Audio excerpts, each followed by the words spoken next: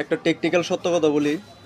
আজকের ম্যাচে আর্জেন্টিনা এতটা লিডিং ফ্রন্টে থেকেও মেসিকে কেন শেষ পর্যন্ত নামালো, তার একটা টেকনিক্যালি সত্য কথা হচ্ছে এরকম। এটা ফিফার চাপ। মূলত মূলত পুরা ওয়ার্ল্ড কাপের যে ব্যান বেলো, তার একটা বড় অংশ হচ্ছে মেসি কেন্দ্রিক। এখন একটা ম্যাচে যদি মেসি না খেলে ফিফার প্রায় কোটি কোটি টাকা লস। এই জন্য লাস্টে স্কালোনি বাধ্য হয়ে মেসিকে নামিয়েছিল। প্ল্যানটা ছিল যে সেকেন্ড হাফে নামাবে, কিন্তু লিডিং ফর্মে থেকেও পুরো যে প্রায় 9টা পরিবর্তন নিয়ে আজকে একাদশে সাজিয়েছিল, এবং 9টা প্লেয়ারই জাস্ট হাই অ্যাকুরেসির ফুটবল খেলতেছিল আর কি, রানিং ছিল। ওই ব্রাজিলিয়ান কোচ আনচেলোত্তি বলেছিলেন যে আর্জেন্টিনা হাই অ্যাকুরেসির ম্যাচ খেলে না। আজকে শেষ ম্যাচে সেটা আসলে প্রমাণ করলো স্কালোনি। তাদের যে বেঞ্চে যে প্লেয়ারগুলো ছিল, প্রায় 9টা প্লেয়ার এই ওয়ার্ল্ড কাপের এখন পর্যন্ত টপ চেঞ্জ।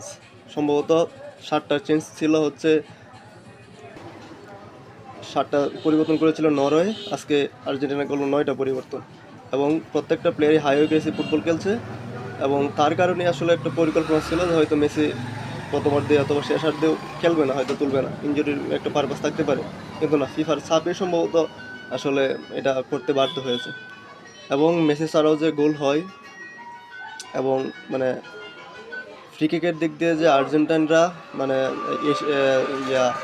ইউরোপের এবং হচ্ছে ল্যাতিন আমেরিকার সবচেয়ে সেরা দল, সেটা আজকে আজকে প্রমাণ হলো।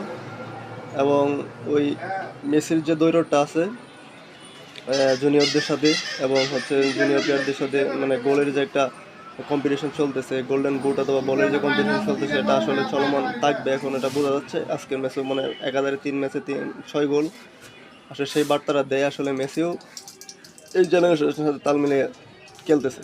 আসসালামু আলাইকুম।